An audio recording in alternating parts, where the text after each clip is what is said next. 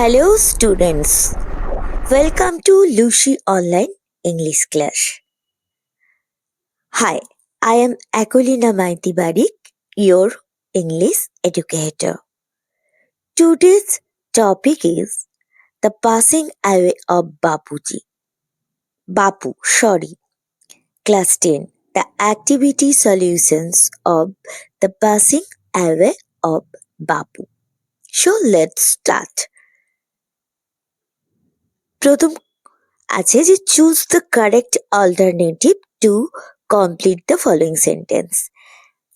এই বাক্যগুলো সম্পূর্ণ করার জন্য সঠিক উত্তর বেছে নাও। সঠিক উত্তরটি তাহলে এখানে আছে Gandhiji had been shot on his way to. Gandhiji গুলিবিদ্ধ হয়েছিলেন। হ্যাড বিন শট মানে গুলিবিদ্ধ হয়েছিলেন অন হিজ ওয়ে টু, তার যাবার পথে। কোথায় যাওয়ার পথে? না, ১ নম্বরে আছে দ্য বিড়লা হাউস, ২ নম্বরে আছে দ্য অথার্স হাউস, ৩ নম্বরে আছে আ প্রেয়ার মিটিং, আর ৪ নম্বরে আছে আ ফ্যামিলি গ্যাদারিং। অবশ্যই তোমরা জানো আ প্রেয়ার মিটিং একটা প্রার্থনা সভাতে যাওয়ার পথেই তিনি গুলিবিদ্ধ হয়েছিলেন। এবার ২ নম্বর বিদ্যাগের প্রশ্নে চলে আসবো। বিদ্যাগের প্রশ্নে the author came to know of Gandhiji's death by. Author মানে যিনি লেখিকা, তিনি গান্ধীজির মৃত্যু সম্বন্ধে জানতে পেরেছিলেন। এখানে অপশন আছে a letter, a telephone call, a Telegram, a public broadcast. তা এখানে উত্তরটা হবে অবশ্যই আ টেলিফোন কল। তোমরা সকলেই জানো যখন লেখিকা সন্ধেবেলা চা খাচ্ছিলেন তখন টেলিফোনেই খবরটা জানতে পেরেছিলেন। এবারে এর দাগে when one is faced with the shock of a loved one's death, যখন একজন তার সব থেকে ভালোবাসার লোকের মৃত্যুর মুখোমুখি হয় তখন সে কি করে? ১ নম্বরে আছে হুইম্পার্স গুঙ্গিয়ে ওঠা, লাফ হাসা, ক্ল্যাপ তালি দেওয়া, আর সাউট চিৎকার করা। এগুলোর মধ্যে অবশ্যই হবে হুইম্পার্স গুঙ্গিয়ে ওঠা। এরপর চলে যাব ২ নম্বরে fill in the chart with information from the text. Text মানে পাঠ্যাংশ থেকে তথ্য নিয়ে চার্টটা পূরণ করতে বলেছে। এতে আছে date on which Gandhiji was shot. যেই ডেটে গান্ধীজিকে গুলিবিদ্ধ হয়ে মৃত হয়েছিল, ডেথ, তার ডেটটা তোমরা অবশ্যই বলতে পারবে 13 জানুয়ারি 1948। এবারে বি আছে place where Gandhiji breathe his last. যেখানে গান্ধীজি তার শেষ নিঃশ্বাস ত্যাগ করেছিলেন সেই স্থানটা কোথায় ছিল? সেটা ছিল বিড়লা হাউস। এবার C information given by the broadcast. বেতার সম্প্রচারের মাধ্যমে যে তথ্য দেয়া হয়েছিল সেটা কি বলা হয়েছিল? Bapu was no more. Next ৩ number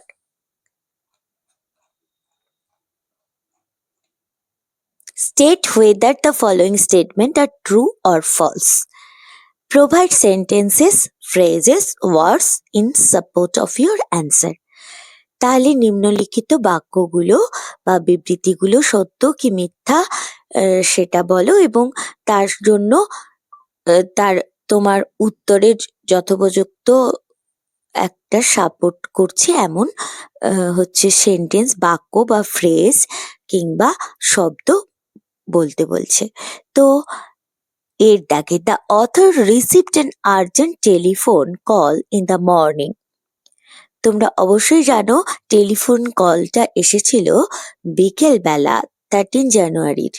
তো এটা তাহলে ফলস হবে অবশ্যই, এবং এর সাপোর্টিং স্টেটমেন্টটা তাহলে হবে the I was having tea at home on the evening of 13th January 1948. এতটা দিলেও তোমাদের ঠিক হবে। আর যদি পুরো সেন্টেন্সটা দিতে চাও তো বাকি when I was called to Birla House by an urgent telephone এতটা বলতে পারো। এবার চলে আসি বিদ্যাকে। People attempted to break into the Birla house. Birla হাউসে ঠেলাঠেলি করে ঢুকেছিল। তো এটা অবশ্যই সত্যি। তার সাপোর্টিং স্টেটমেন্ট তাহলে কি হবে? They jostled one another in a stampede to break into the house. তারা একে অপরকে ঠেলাঠেলি করে ঘরের মধ্যে প্রবেশ করতে চেষ্টা করেছিল। এবার ৩-এর দাগে The news of Gandhiji's death did not shock the people. গান্ধীজির মৃত্যুতে মানুষজনরা কষ্ট বা আঘাত পায়নি। একদমই ফলস। এটা অবশ্যই মিথ্যে হবে। তো এটার সাপোর্টিং স্টেটমেন্ট তাহলে কি হবে? মিথ্যে বলে প্রমাণ করার জন্য এই সেন্টেন্সটাই হবে it was the question in many of our heart as well as we sad still shocked and unbelievable. সবাই যারা আমার মতো সেখানে বসেছিল, আমার সবাই হচ্ছে শোকগ্রস্ত ছিল এবং বিশ্বাস করতেই পারছিল না। এরপর চলে যাব পরের 4-এর দাগের প্রশ্নে। Choose the correct alternative to complete the following sentence. এর দাগে গান্ধীজির funeral was to take place. তাহলে গান্ধীজির অন্ত্যেষ্টিক্রিয়াটা হয়েছিল 1 নম্বরে আছে on the day of his death. যেই দিন তার মৃত্যু হয়েছিল সেই দিনই অন্ত্যেষ্টিক্রিয়া হয়েছিল। 2 days আফটার হিজ ডেথ, তার মৃত্যুর 2 দিন পরে। 1 day আফটার হিজ ডেথ, তার মৃত্যুর 1 দিন পরে। A week after his death, তার মৃত্যুর 1 সপ্তাহ পরে। অবশ্যই 1 day আফটার হিজ ডেথ। তোমরা এটা জানো।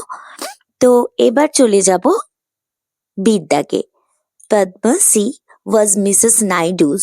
পদ্মশ্রী ছিলেন মিসেস নাইডুর নিস, সিস্টার, ফ্রেন্ড, ডটার। তোমরা জানো অবশ্যই উত্তরটা হবে ডটার। এবার সে দাগে while walking Bapu used to carry in his hand একটা হাতে, যখন তিনি হাঁটতেন বাপু তখন হাতে কি নিতেন? ফ্ল্যাগ নিতেন, স্টাফ নিতেন, আমব্রেলা, ক্যান।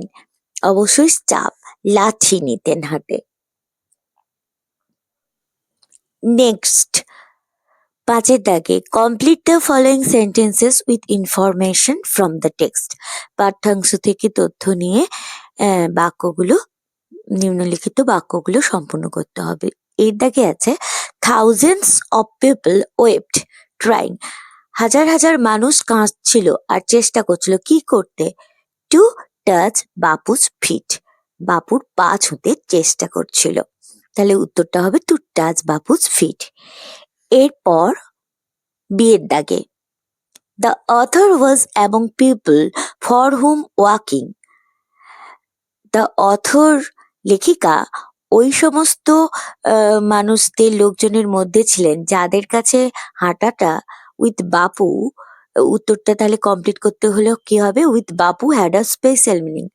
বাপুর সাথে হাঁটাটার একটা বিশেষ অর্থ ছিল। তাহলে উত্তরটা হবে with Bapu had a special meaning. এবার চলে যাব C. To walk is to make slow progress. মানে হাঁটা মানে ধীরে ধীরে উন্নতি করা। তাহলে কমপ্লিট করতে হলে উত্তরটা হবে মেক স্লো প্রোগ্রেস।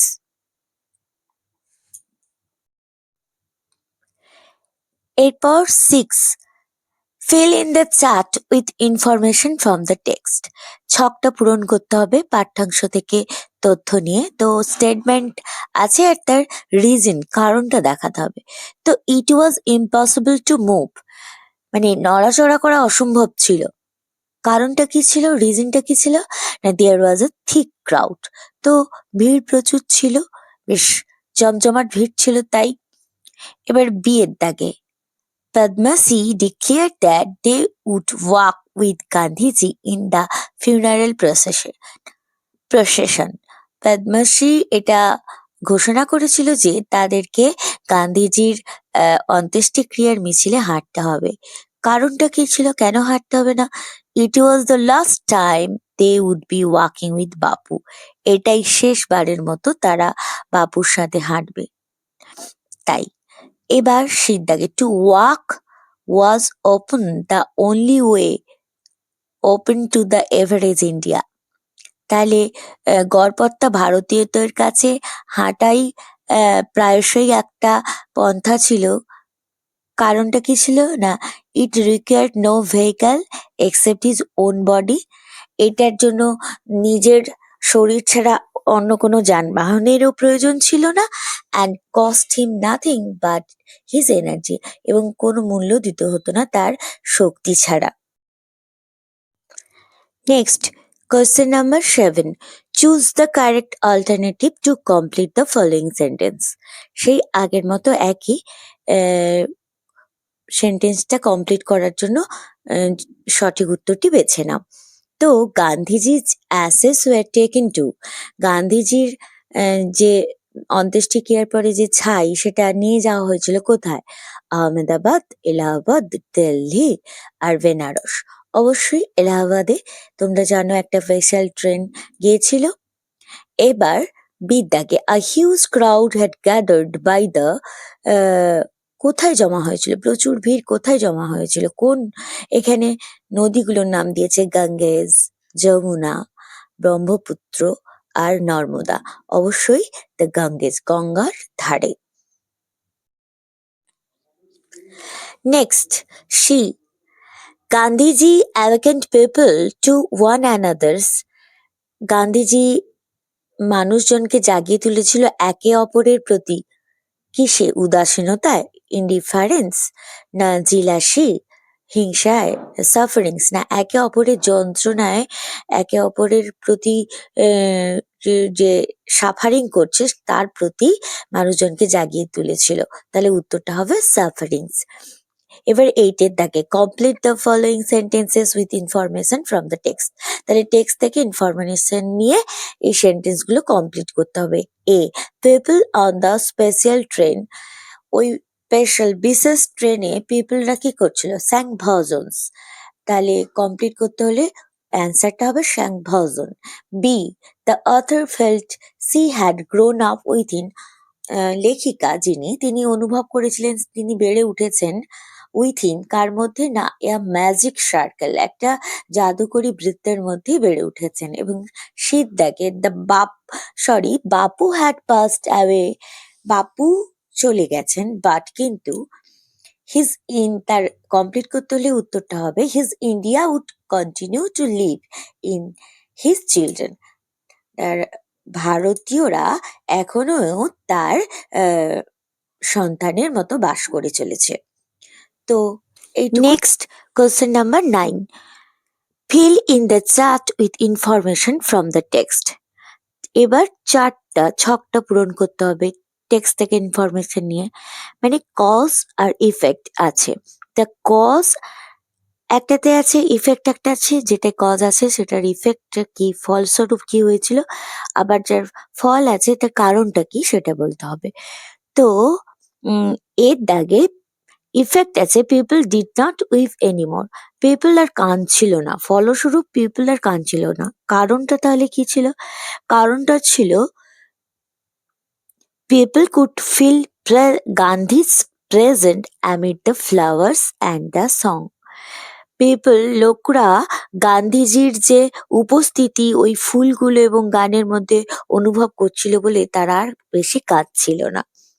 এবার বিদ্যাকে the magic circle vanished, magic circle কি হলো না উধাও হয়ে গেল। তার ফলে কি হলো না, তার ফলস্বরূপ উত্তরটা হবে the author felt unprotected. Author লেখিকা নিজেকে অসুরক্ষিত অনুভব করছিল। এবারে শীত দাগে ইফেক্টে আছে the author felt that she would not lose courage so easily, লেখিকা অনুভব করলেন যে তার এত সহজে সাহস লস করা উচিত নয়। তাহলে উত্তরটা কি হবে? কারণটা কি ছিল? কারণ সে the author's value were not so weak. কারণ লেখিকার মূল্য এত কম নয়, এত দুর্বল নয়। তাই সে এটাই অনুভব করেছিল যে তার সাহসটাকেও তার সহজে হারানো উচিত নয়। Thank you for watching.